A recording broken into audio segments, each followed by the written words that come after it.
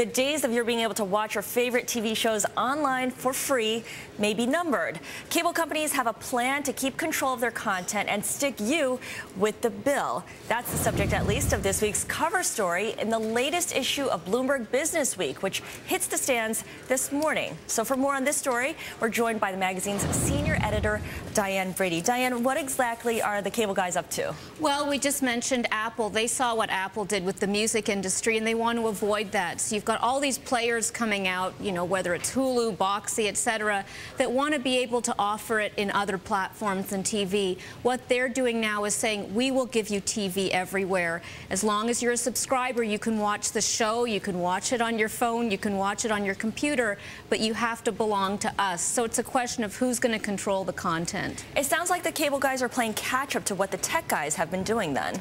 I think it's partly catch-up. I think it's partly just a battle of wills right now, because they've seen what's, take, for example, Hulu. Everyone got excited about it, but the reality is you don't want to be giving away your TV shows a day, 2 days after you have them. You want to keep that subscriber, and you want to reward people basically for being part of your service. So it's just being rolled out right now, but it's really going to determine who's going to control the platforms, because ultimately people want to watch their shows wherever they want to watch them, whether it's their phone, whether it's their computer, and the question is who's going to do it. So you've got Comcast, Time Warner. They want to be able to say that they are not going to let happen to them what Apple did to the music industry. Okay, another story that you've been covering in BusinessWeek for this week's issue is Toyota, the demise of Toyota in terms of reputation.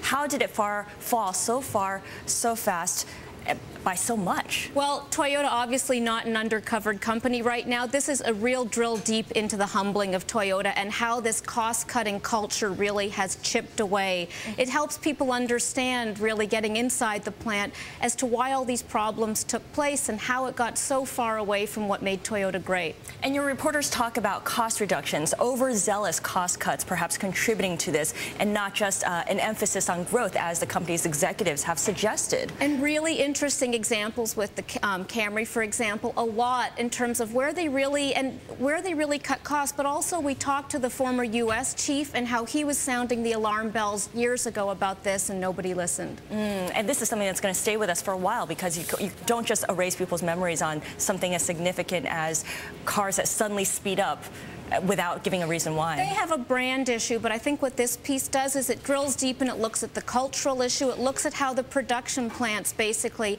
have gotten so far away from the lean manufacturing, from all the things that Taiichi Ohno really made Toyota famous for, that it has been a culture that's been taking cost out of the system at the price of the products. Okay, and the last story that we were going to talk about for Business Week was Hugo Chavez. Yes, Hugo Chavez, Venezuela, social contract, obviously, about food.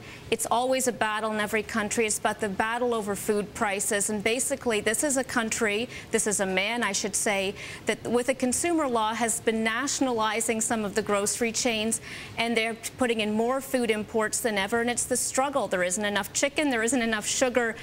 He's trying to create a Cuban-style, socialist democracy, he would call it. They can't do it. They can't do it. They're having real struggles, and it's a really colorful tale, basically, of the food wars. All right, we look forward to it. Thank you so much. Diane Brady, senior editor at Bloomberg BusinessWeek.